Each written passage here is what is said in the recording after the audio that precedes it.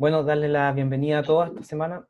Esta semana vamos a estar trabajando con la revisión de la evaluación formativa en la clase de hoy día. Ya el día viernes van a quedar liberados porque lo que vamos a trabajar esta semana es solamente esto. ¿Ya? Ya la próxima semana vamos a partir con lo que sería la materia nueva de las próximas guías. De ahí ya vamos a tener el trabajo en los 2 días como habíamos acordado. ¿Ya? Esperar que estén todos bien en sus casas, como habíamos conversado antes de empezar la grabación. Y vamos a comenzar con la revisión. Si entre medio tienen alguna pregunta, la pueden escribir por el chat o pueden activar su micrófono y preguntar. Ya no hay ningún problema. Así que comenzamos.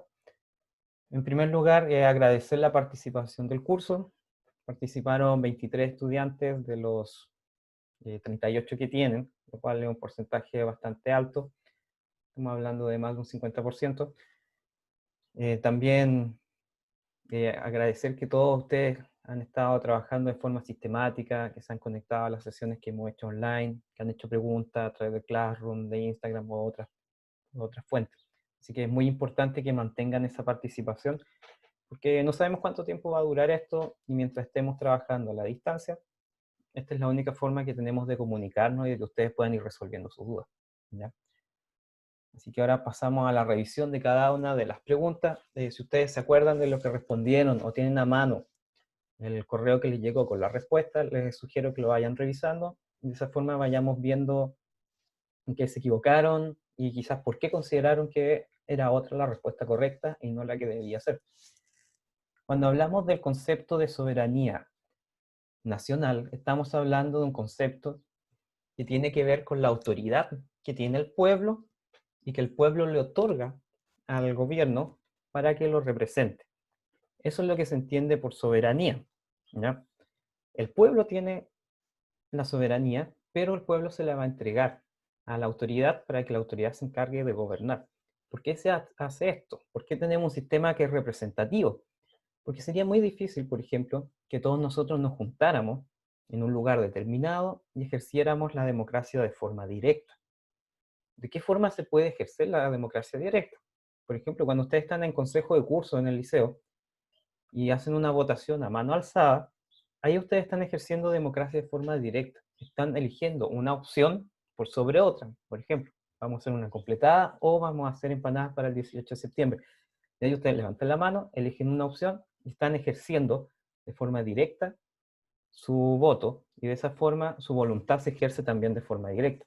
En cambio, en un país como somos tantas personas, por ejemplo en Chile somos casi 18 millones, sería muy complejo que nos juntáramos en un lugar determinado y se sometieran a votación ahí las distintas materias que rigen al país.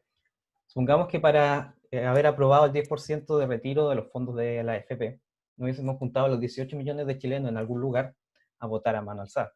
Hubiese sido muy difícil lograr la coordinación para que todos estuviésemos en el mismo lugar. Y como no se puede hacer eso, tenemos un sistema que es representativo, donde nosotros elegimos senadores y diputados que nos representan en el tema de la creación de leyes y en el tema también de los debates que pueden haber sobre ellas. Por eso es que cada diputado o cada senador representa un distrito o una circunscripción electoral diferente, porque representan a las personas que viven ahí, que cuando votan, votan por la opción que ese diputado o senador representa. Por eso es importante considerar el día de mañana, cuando ustedes ya tengan los 18 años y puedan ir a votar, que al momento de ustedes elegir a un senador o un diputado, por ejemplo, es muy importante que vean el partido político al cual pertenece este diputado o senador, porque muchas de las decisiones que él va a tomar en el Congreso van a estar delimitadas por el partido al cual pertenece. ¿Ya? Muchas veces ellos colocan antes los intereses del partido por sobre los intereses de las personas que ellos representan, lo cual no debería ser, pero así funciona el sistema democrático, sistema político actual. Así que cuando hablamos del concepto de soberanía nacional, estamos hablando de un concepto que se refiere a que la autoridad en sí, el poder, está en el pueblo, pero se ejerce, se lleva a la práctica a través de los órganos que representan al pueblo. Presidente, diputados, senadores, alcalde, los distintos cargos que existen. ¿Ya? Así que por eso es la alternativa A. ¿Cuáles fueron el o los mecanismos que empleó el Estado chileno para conocer y ejercer soberanía en el territorio? Si se acuerdan, nosotros estuvimos viendo durante las últimas semanas lo que estaba relacionado con la expansión del territorio chileno, también la exploración del territorio chileno y la consolidación del dominio dentro del territorio. Es decir, que el Estado, como las personas estuvieran presentes a lo largo y ancho de Chile, para evitar, por ejemplo, que llegara otro país a la zona de Punta Arenas y dijera, ¿sabe qué? Acá no vive nadie, no hay presencia del Estado chileno, por lo tanto, Holanda, supongamos que llega un barco de Holanda, reclama esta tierra para nuestro país. Total, ningún otro país lo había reclamado. Y por eso es importante ir expandiéndose y tener dominio en todo el territorio chileno, porque si no podía llegar cualquier otro país y reclamar que esas tierras correspondían a ellos.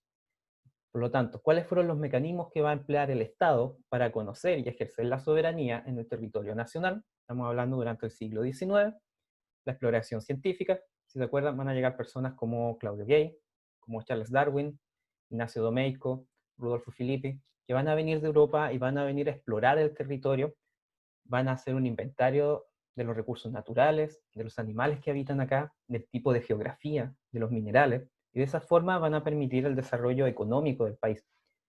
También a través de la colonización, que es cuando personas se van a vivir a lugares que no estaban habitados, donde se van a traer migrantes desde Europa, y también van a haber migrantes chilenos, es decir, gente que vivía, por ejemplo, en la zona central de Chile, que se va a ir a vivir a la zona austral.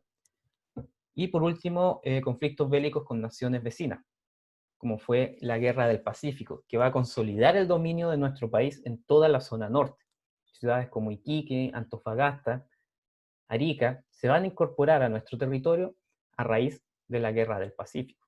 Y hasta el día de hoy, esa zona norte que incorpora Chile a fines del siglo XIX es lo que se llama la billetera de nuestro país, donde están los principales yacimientos de cobre del planeta y que permiten que nuestro país también sea el principal productor de cobre a nivel mundial, y eso es lo que genera gran parte de los ingresos que sustentan el funcionamiento del Estado y las distintas políticas sociales también de nuestro país.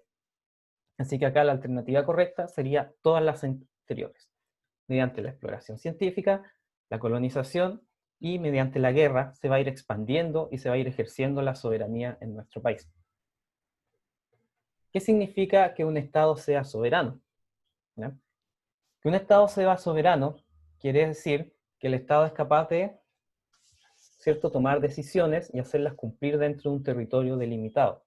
Es decir, dentro de las fronteras de Chile, para que el Estado sea soberano y ejerza la soberanía, es necesario que existan en primer lugar leyes y en segundo lugar que exista una fuerza pública capaz de obligar al cumplimiento de estas leyes.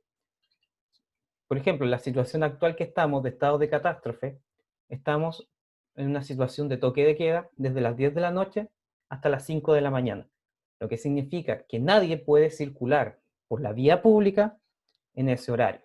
Y si alguien lo hace, tiene que ser con un salvoconducto y una autorización correspondiente en casos que son muy específicos, como por ejemplo, si es que trabaja en alguna industria, por ejemplo, por turno, que sea de carácter esencial y que sí o sí tengas que ir a trabajar, porque de lo contrario significaría, por ejemplo, que se detenga la producción de alimentos en el país, ahí te dan una autorización y tú puedes salir en ese horario.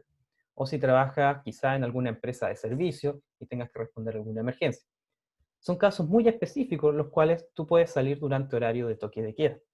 ¿Qué pasaría si no hubiese carabineros, ni soldados, ni PDI fiscalizando en las calles el cumplimiento del toque de queda? Nadie lo respetaría. Por lo tanto, para que se ejerza la soberanía dentro de un territorio, por un lado es necesario la existencia de las leyes y por el otro lado que exista una fuerza capaz de hacerlas cumplir, de obligar a su cumplimiento.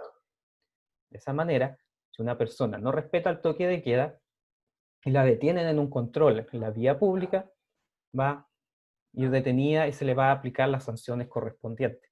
¿Ya? Acá en Concepción, hace 2 semanas atrás, por ejemplo, pasó que algunas autoridades de gobierno habían salido durante horario de toque de queda. Fueron fiscalizadas, no tenían los salvoconductos correspondientes y perdieron su trabajo. Porque la autoridad pública debe dar el ejemplo al resto de la ciudadanía. Y eso también es parte del ejercicio de la soberanía. Si las autoridades no respetan las leyes, el pueblo menos las va a respetar. Entonces, quienes sean autoridad deben dar siempre el ejemplo. Así que no se olviden, para que se cumpla la soberanía dentro de un país, Por un lado, deben existir las leyes que regulen los distintos tipos de materias, comportamientos de las personas, y debe existir también una fuerza pública capaz de hacerlas cumplir, de obligar a su cumplimiento. Pasamos a la pregunta número 4. ¿Qué suceso histórico permitió convertirnos en un Estado soberano? De todas las alternativas que están acá, la más correcta sería la alternativa B, que es la independencia de Chile. No se olviden que esto ocurre el día 12 de febrero de 1818, que es cuando se logra la expulsión de los españoles de nuestro territorio nacional. El 18 de septiembre de 1810 se forma la primera junta de gobierno, que es donde Chile dice, mientras el rey esté cautivo, nosotros vamos a organizar al país y vamos a gobernar hasta que el rey quede en libertad. Pero la primera junta de gobierno en gran medida no buscaba independizar al país. Después va a empezar ya con su proceso, se van a dar cuenta de que si éramos capaces de organizarnos sin el rey, en realidad no lo necesitamos. Pero los españoles van a reconquistar Chile en 1814 y finalmente en 1818 es que nuestro país va a lograr expulsar a las fuerzas realistas del territorio nacional, a excepción de Chiloé, y con eso nos declaramos como independientes. De ahí empieza Chile como Estado soberano, es decir, se empieza a organizar y mandar a sí mismo. Al fundar las ciudades de Santiago y La Serena en el siglo XVI, por ejemplo, no se va a lograr una consolidación de Chile como Estado soberano. Estas ciudades lo que van a hacer es ser puntos de control del imperio español. Por lo tanto, no estamos hablando de Chile como un país independiente. Cuando se hace un tratado económico con Francia e Inglaterra, tampoco. Esto tiene que ver con un tema de un poco más de libertad económica, pero no de administración. Y la rebelión del pueblo mapuche en la Araucanía, que es un conflicto que hasta el día de hoy está latente, tiene que ver con un conflicto ya interno del país. Por lo tanto, no está relacionado con que Chile sea soberano o no. Así que lo que convierte a Chile en un Estado soberano es su independencia en 1818, el 12 de febrero. ¿Cuáles fueron los pasos fundamentales para la consolidación de la soberanía interna? En primer lugar, había que organizar la administración pública, por ejemplo, ir creando intendencias, ir distribuyendo el territorio, crear provincias, comunas, que se fuese organizando la forma en que el territorio se iba a ir administrando. En segundo lugar, establecer límites legales en el territorio natural, o sea, nacional, perdón, porque durante la época colonial existían límites que eran naturales. Por ejemplo, se entendía que la cordillera de los Andes dividía a Chile de Argentina, pero no estaba especificado el punto exacto donde empezaba esta división. Y si ustedes algún día tienen la oportunidad de viajar en avión a Argentina, o si algún día están aburridos y se ponen a ver imágenes satelitales, se van a dar cuenta que la cordillera en algunos lugares tiene hasta 100 kilómetros de ancho. Por lo tanto, era muy poco preciso establecer que la cordillera era lo que dividía a los dos países. Por lo tanto, se va a tener que empezar a trazar límites legales, límites más exactos, que definan exactamente dónde empieza Chile, dónde empieza Argentina, y así con los otros países. Y en tercer lugar, unificar el territorio y construir una nación. Cuando hablamos de unificar el territorio, no se olviden que durante gran parte del siglo XIX, el territorio chileno va a empezar cerca de la ciudad de Copiapó aproximadamente, y va a terminar en Concepción, y después va a empezar en Valdivia. Es decir, había toda una zona entre Concepción y Valdivia en la cual no había presencia del Estado y que estaba dominada por la presencia del pueblo mapuche. Por lo tanto, el territorio no estaba unificado y va a tener que controlarse ese territorio para lograr la unificación territorial. Y en segundo lugar, construir la nación, es decir, la identidad cultural que nosotros vamos a tener, que es fundamental para que podamos sentirnos como parte de un grupo humano con una historia en común, creencia en común, un idioma en común, religión, y así con otros elementos que nos definen como chilenos y nos diferencian de las personas de otros países. Así que en la pregunta número 5, la correcta sería todas las anteriores. ¿Cuáles son las principales características de la población y los recursos naturales en nuestro país? Esta pregunta, si ustedes se fijan, tiene un gran problema, o podríamos decir, entre comillas, que es una trampa. Nos está preguntando cuál es incorrecta. ¿Ya? En nuestro país la población es abundante y está distribuida de una forma homogénea, es decir, en todas las regiones de nuestro país tenemos una misma cantidad de personas viviendo ahí, lo cual es falso. ¿Ya? Tenemos regiones como la de Aysén, que tiene casi 100 veces menos población que Santiago, o ciudades, pero un segundo, que va pasando uno de estos camiones que venden cosas.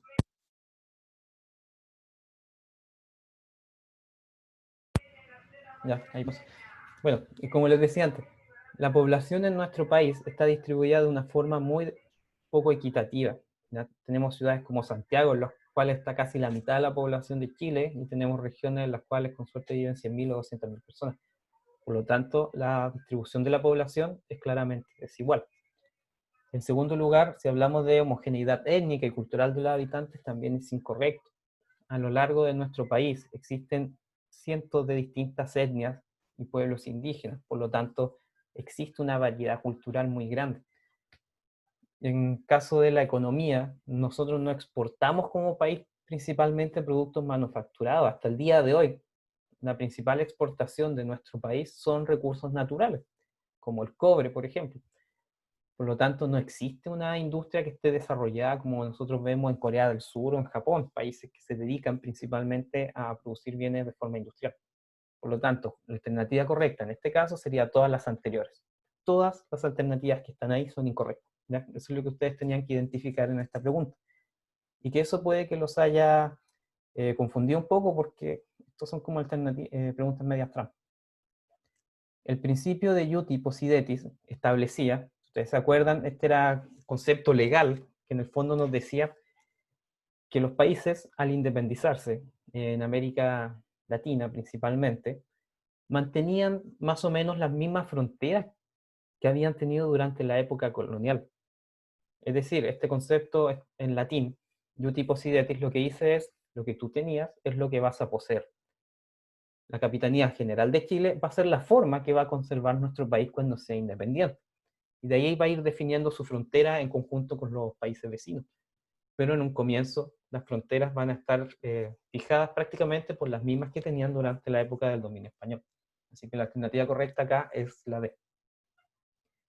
¿Cuáles fueron los obstáculos de la organización administrativa del territorio por parte del Estado? En primer lugar, tenemos las características geográficas que hasta el día de hoy son muy complicadas, lo que genera que exista poca accesibilidad a algunos territorios todavía, incluso en el año 2020. Es difícil desplazarse, por ejemplo, a la zona austral del país a través por tierra, por ejemplo, por una carretera. No existe una carretera que una, por ejemplo, Puerto Montt con Punta Arenas. Sí o sí voy a tener que, si quiero viajar en auto, tomar un, un, un transfer, ¿ya? Un ferry, perdón, tomar un ferry desde un puerto hacia Punta Arenas o pasar por territorio argentino, porque no existe una carretera que una por tierra, por ejemplo, Puerto Montt con Punta Arenas. La carretera austral llega hasta cierto punto y de ahí si uno quiere continuar debe pasar sí o sí a territorio argentino y seguir por carretera argentina.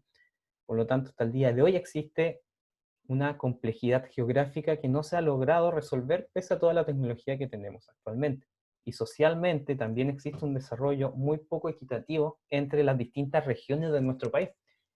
Por ejemplo, la región de Biobío es la segunda región más industrializada del país y al lado tiene la región de Ñuble y la región de la Araucanía, que son dos de las regiones más pobres que tiene Chile. La región de Ñuble es principalmente agrícola, es una región que hasta el día de hoy tiene un nivel de desarrollo muy bajo en comparación con la región de Biobío, por ejemplo. Así que las características sociales y económicas del territorio chileno siguen siendo bien distintas, incluso entre regiones que están una al lado de la otra. No había suficientes personas para trabajar en la administración estatal. Cuando nuestro país empieza su vida como país independiente, Chile no contaba con grandes universidades, tampoco no había formación de profesionales en el territorio nacional, y por lo tanto, gran parte de las personas que se tenían que contratar para trabajar en la administración del Estado, personas con conocimientos técnicos específicos, tenían que traerse desde Europa. Y eso va a ser un problema, porque estamos hablando de que va a ser más caro que contratar a alguien que se había formado dentro de nuestro país. Así que ese va a ser un problema muy complejo para lograr llevar a la práctica esta distribución administrativa a lo largo del territorio. Y en tercer lugar, los recursos económicos eran escasos. Piensen que cuando uno se va de la casa de sus papás, los primeros meses van a ser súper complejos. Cuando tú arriendas una casa o departamento, te piden que pagues, ¿cierto? Un mes adelantado y el mes de garantía. Es decir, al tiro estamos hablando ya de una suma importante, tienes que amoblar esta casa o departamento y tienes que empezar a pagar las cuentas por ti mismo. Cuando un país se independiza es lo mismo, ¿ya? Necesita empezar a funcionar económicamente y los primeros años son muy complejos. Es lo mismo que cuando ustedes arman un negocio. Si yo quiero instalarme con un supermercado, por ejemplo, los primeros meses e incluso los primeros años no voy a ganar dinero. Pero a lo largo del tiempo, ya después de 3 o 4 años, ya va a empezar a ser rentable. Con un país pasa lo mismo. Los primeros años va a tener que vivir a costa de crédito y después va a buscar una forma de lograr ser sustentable a lo largo del tiempo. Así que nuestro país, en los primeros años de vida, de 1818 en adelante, es un país que va a estar bastante endeudado también, porque gran parte de las armas que se van a utilizar en el proceso de independencia se van a comprar a Inglaterra con préstamos. Después nuestro país va a pedir préstamos para financiar la expedición libertadora del Perú, y así Chile se va a ir endeudando en sus primeros años de vida. Así que acá lo correcto es todas las anteriores. Pregunta número 9, ¿qué es el censo? El censo, ¿cierto? Es una lista oficial de habitantes de una población o estado con indicación de sus condiciones sociales y económicas. ¿Qué significa esto? Cuando se realiza un censo, se va pasando por las casas, por todas las casas, y se identifica, por ejemplo, condiciones sociales. ¿Cuántas personas viven en este domicilio? ¿Cuántas familias hay dentro de un mismo hogar? Por ejemplo, dentro de una casa pueden haber 2 familias. Cuando hablamos de familia es padre, madre y sus hijos, o padre y sus hijos, madre y sus hijos, ¿ya? Eso se puede entender como una familia. También abuelo y con sus nietos, si es que le tocó el correspondiente caso. Por lo tanto, eso nos permite identificar como Estado de que quizás se necesitan construir viviendas en una comuna o ciudad determinada porque existe un hacinamiento, es decir, viven muchas familias en las mismas casas. Condiciones económicas, el nivel de ingreso, la calidad del trabajo que tienen las personas, por ejemplo. ¿Ya? En esta situación de pandemia, uno de los principales problemas que ha tenido nuestro país es que gran parte de la población tenía trabajos que podríamos decir que eran más o menos informales, es decir, que trabajaban sin contrato o que boleteaban y trabajaban el día a día. Y eso generó que no estuviésemos preparados como país para resistir a pasar a una modalidad de teletrabajo. Actualmente las personas que pueden seguir trabajando a distancia, la mayoría son personas con títulos profesionales, lo cual ya estamos hablando de que no es toda la población. Así que el censo nos permite identificar las características que tiene la población, cómo se distribuye y cuáles son sus necesidades, con la finalidad de que el Estado pueda tomar decisiones al respecto para mejorar la calidad de vida de las personas. No se olviden nunca que el fin que tiene el Estado es el bien común, es decir, contribuir al bienestar general de la población. ¿Cuál fue la importancia de la Universidad de Chile en nuestro territorio? En primer lugar, va a permitir que Chile se incorpore, entre comillas, al mundo moderno. ¿Ya? En el siglo XIX se consideraba que un país estaba dentro de la escena internacional si este país tenía conocimientos científicos, creación de conocimientos científicos, de investigaciones. Si un país tenía una universidad, quiere decir que era un país que se estaba dedicando al ámbito intelectual, al ámbito de la investigación científica, y por lo tanto era un país que contribuía al desarrollo de la humanidad. Por eso era importante contar con una universidad si queríamos ser parte de este mundo moderno. También promovía la investigación natural y cultural del territorio nacional, como les decía antes, para identificar los recursos naturales, la fauna también, la geografía que había en nuestro territorio, y identificar también los rasgos culturales de los pueblos que habitaban acá a lo largo y ancho de Chile. Y en tercer lugar, contribuye a la formación de una identidad nacional común. Nos permite tener una historia en común y sentirnos parte de una comunidad, ¿ya? Que es algo que se ha criticado mucho en el último tiempo, que lamentablemente nuestra sociedad, el día de hoy, es una sociedad que es muy individualista. Por lo tanto, normalmente una persona se preocupa por su bienestar y no por el bienestar de los demás. Y eso ha generado muchos problemas hasta el día de hoy. Desde octubre del año pasado, por ejemplo, esto explotó y sabemos que tenemos que cambiar el modelo de sociedad. Pero para cambiarlo tenemos que partir nosotros por cambiar la forma en que nos comportamos con el resto. Eso es fundamental. Si yo sigo actuando de forma individual, sin pensar en el bienestar de los demás cuando tomo decisiones, no va a cambiar la sociedad. Aunque escriba una nueva constitución y sea la mejor del mundo, Si la sociedad no cambia su forma de actuar y de relacionarnos entre nosotros, no va a cambiar nada. Así que gran parte de las cosas que podemos hacer para contribuir a una mejor sociedad, a una mejor vida en comunidad, parten por acciones muy pequeñas que cada uno de nosotros pudiera hacer. Así que piensen en eso. Siempre tenemos que tratar de ir ayudando al resto, de distintas formas, y tratar de vivir en comunidad. O si no, no tendría sentido que viviéramos en ciudades y compartiéramos un mismo espacio, si no buscamos ayudarnos entre todos nosotros. Así que, ¿cuál es la importancia de la Universidad de Chile en nuestro territorio? Todas las anteriores. Incorporarse a esta escena, a este panorama como un país moderno, contribuir a la investigación natural y científica, y ir formando una identidad en común. Así que lo correcto serían todas las anteriores. Esta zona era considerada estratégica, pues en ella se ubicaba el único paso marítimo entre el Atlántico y el Pacífico, razón por la cual el interés no era solo político, sino también económico. Su ocupación se concretó en 1843, cuando el gobierno de Manuel Bulnes ocupa la zona de Magallanes, ¿ya? No se olviden, en 1843, cuando Manuel Bulnes era presidente, va a enviar una expedición que va a instalar el fuerte que lleva su nombre, el Fuerte Bulnes, y ese Fuerte Bulnes va a tener la misión de investigar sus alrededores y buscar el lugar perfecto para la fundación de una ciudad, y que va a ser la ciudad de Punta Arenas, ¿ya? En particular encuentro que quizás es un poco egocéntrico que un presidente le coloque su propio nombre a un fuerte o algo que funda, pero no es por hacer una crítica, pero en el gobierno anterior de Michelle Bachelet, por ejemplo, ella inauguró varios jardines infantiles que llevan su nombre. Me acuerdo que en Barrio Norte, en Concepción, tremendo jardín infantil, lo inauguró la expresidenta Michelle Bachelet. Y cuando vi en las noticias decía, Presidenta Bachelet inaugura jardín infantil Michelle Bachelet. Faltó que lo inaugurara en la población Michelle Bachelet, en la calle Michelle Bachelet. Yo lo encuentro que es un poco egocéntrico quizás colocar el nombre de uno a las cosas durante su misma periodo de gobierno. Sí, le puedo enviar la prueba, no hay problema. La hablamos al final de la clase. Por lo tanto, bueno, eso ya es como un dato anecdótico.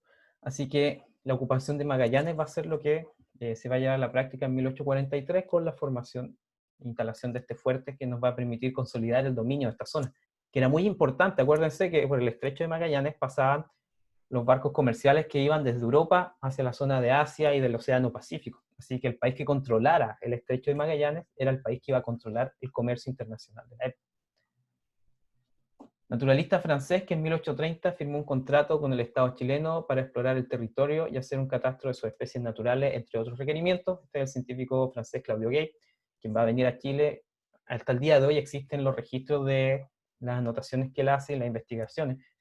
Si ustedes tienen tiempo o les interesa el tema, pueden buscar en internet, está el libro de él. No sé si está el libro completo en PDF. Yo he tenido la oportunidad de hojearlo en persona, está en la biblioteca. Y aparecen todos los dibujos que él va haciendo de las distintas aves, las distintas plantas, árboles. Es muy bonito el libro, los dibujos, si a ustedes les gusta el tema de dibujar, lo pueden revisar para ir practicando los modelos. Es muy interesante, ¿ya? Y hasta el día de hoy se utiliza como referencia en el ámbito científico. Es un tremendo trabajo al recorrer nuestro país y ir clasificando los distintos animales y especies que iba encontrando en su recorrido. A comienzos del siglo XIX, Chile solo controlaba efectivamente los territorios comprendidos entre Copiapó y Concepción, que es lo que decíamos antes, además de la ciudad de Valdivia. Por lo tanto, la zona entre Concepción y Valdivia no estaba controlada y de Valdivia hacia el sur tampoco. Acuérdense que Chiloé recién se va a incorporar al territorio nacional en 1826, cuando se expulsan a los españoles que estaban ahí. Por lo tanto, nuestro territorio, a comienzos del siglo XIX, efectivamente estaba entre Conce y Copiapó, además de la ciudad de Valdivia. ¿Cuántas regiones hay actualmente en nuestro país? 16 hasta ahora, puede que más adelante se vayan creando más. Y la territorialización se define como poblar territorios prácticamente deshabitados, ¿ya? Si se acuerdan, había otro concepto que era la desterritorialización, que era cuando llegaba un grupo de personas a vivir a un lugar donde ya habían seres humanos viviendo y los expulsaban. En cambio, la territorialización corresponde al proceso en el cual una persona llega, un grupo de personas llega a un territorio en el cual no habitaban seres humanos antes, un territorio deshabitado. ¿Ya? en base a a la evaluación que nosotros hicimos, hay conceptos que puede que no hayan quedado muy claros en el caso específico del curso. Ahora vamos a ir analizando estas evaluaciones. Si ustedes se fijan, un 50% contestó bien esta pregunta, que creo que era una de las más complejas, porque hablaba sobre un concepto técnico muy específico que nosotros vimos en clase. Y dependiendo del curso, va a variar quizá un poco la forma en que el profesor va tratando los temas.